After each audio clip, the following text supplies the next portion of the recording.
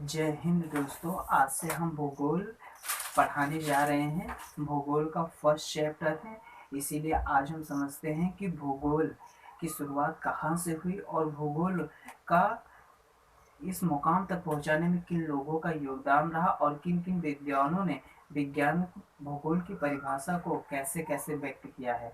तो सबसे पहले हम जान लेते हैं भूगोल क्या है।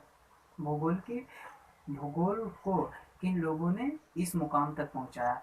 भूगोल के नामांकन एवं इस विषय को प्राथमिक स्तर पर व्यवस्थापिक स्वरूप प्रदान करने का श्रेय यूनानियों को जाता है। यानी कि यूनानियों ने ही इसका नामकरण और इसको इस स्तर तक पहुंचाया, इसीलिए ये श्रेय यूनानियों को जाता है। भूगोल को एक अलग अध्ययन शास्त्र के रूप में प्रसिद्ध यूनानी विद्वान इरोटोस्थनीज ने स्थापित किया था। अतः इन्हें भूगोल का पिता भी कहा जाता है। अगर कोई आपसे ये पूछे कि भूगोल का पितामह किसे कहा जाता है, तो भूगोल के पितामह किसे कहते हैं? एरोटोस्थनीज को भूगोल का पितामह कहा जाता है। अब ये समझ लेते हैं, हेकिटायस ने अपनी अपनी पुस्तक पेरीडायस में भूगोल के बारे में क्या लिखा था। हेकिटायस ने अपनी पुस्तक पेरीडायस में सर्वप्रथम भौगोलिक तत्वों का क्रमबद्ध समावेश किया था। यानी कि भौगोलिक तत्वों का क्रमबद्ध समावेश किया था।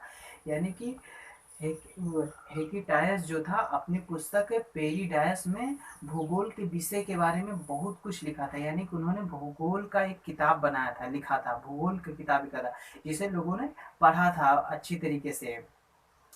अब हम ये समझ लेते हैं कि भूगोल को कब मान्यता मिली। दोस्तों, भूगोल को मान्यता 19वीं शताब्दी में मिली थी। यानी कि भूगोल को मान्यता 19वीं शताब्दी में मिली थी।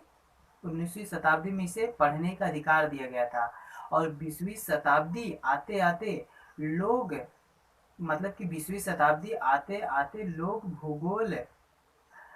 भूगोल के बारे में मतलब पर्यावरण ये सभी का अध्ययन करके ही विकसित हुए थे। 20वीं शताब्दी में हर किसी को पता चल गया था कि भूगोल एक अलग विषय है, जिसे पढ़कर हमें ब्रह्मांड या हमारी धरती या वायुमंडल या सौरमंडल या गैलेक्सी नेबुलास इन सभी के बारे में जानकारी मिल सकती है।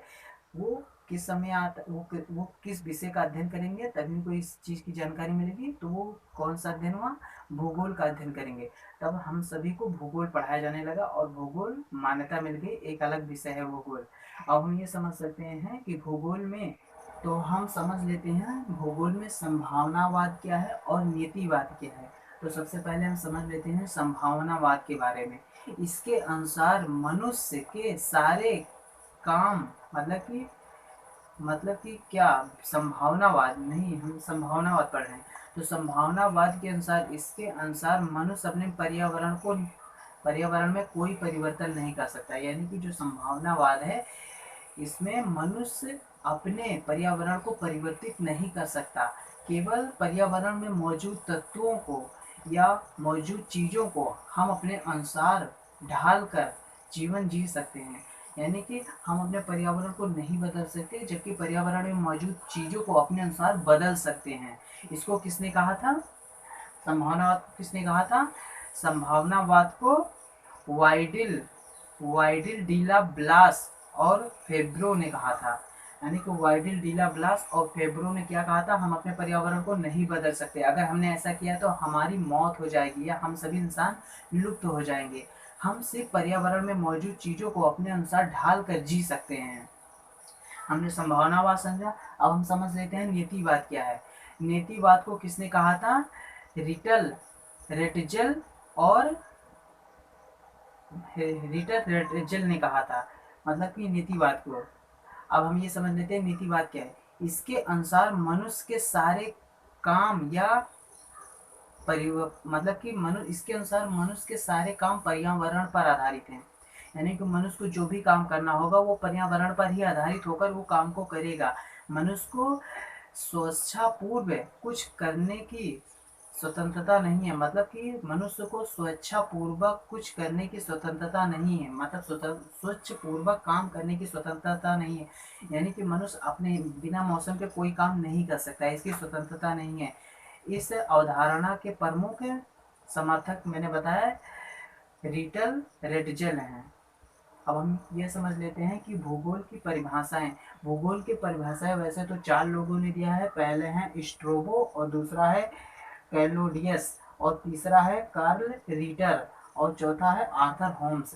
सबसे पहले हम समझ लेते हैं कि भूगोल, स्ट्रोबो ने क्या कहा था भूगोल के बारे में। स्ट्रोबो ने कहा था कि भूगोल भूगोल वह विज्ञान है जिसमें हम आकाशीय पिंडियों या पशु पक्षी जंतु वनस्पति या फूल धरातल इन सभी के बारे में जानकारी प्राप्त करते हैं, जिस अध्ययन शास्त्र से उसे हम भूगोल कहते हैं। उन्होंने ये कहा था स्ट्रोबो ने। अब समझ लेते हैं कार्ल डियस ने क्या कहा था। कार्ल डियस ने कहा था भूगोल पृथ्वी की झलक को स्वर्ग में दिखाने वाला अध्ययन विज्ञान है, यानी कि कार्लो डियस ने कहा था भूगोल वह अध्ययन अंग है जो पृथ्वी को स्वर्ग के रूप में दिखाता है। अब ये समझते हैं कार्ल रीटर ने क्या कहा था। तो भूगोल वह विज्ञान है जिसमें की पृथ्वी की पृथ्वी को स्वतंत्र रूप का ग्रह माना बताया, मतलब कि भूगोल वह विज्ञान है जो पृथ्वी को स्वतंत्र रूप का ग्रह बताने का प्रयत्न किया या प्राप्त किया, मतलब कि कार्ल लीटर ने कहा था, उससे भूगोल कहते हैं। और आर्थर होम्स ने कहा था कि भूगोल में पृथ्वी के उसी भाग का अध्ययन किया जाता है जो मनुष्यों के रहने लायक होता है। आर्थर होम्स ने ये कहा था।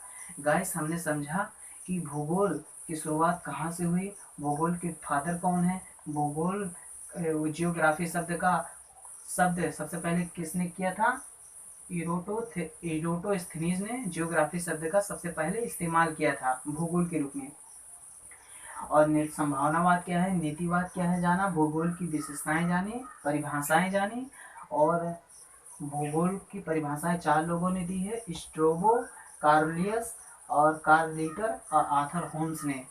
अब नेक्स्ट वीडियो में समझेंगे ब्रह्मांड के बारे में, ब्रह्मांड का जन्म कैसे हुआ या उसके बारे में समझेंगे। तब तक के लिए जय हिंद।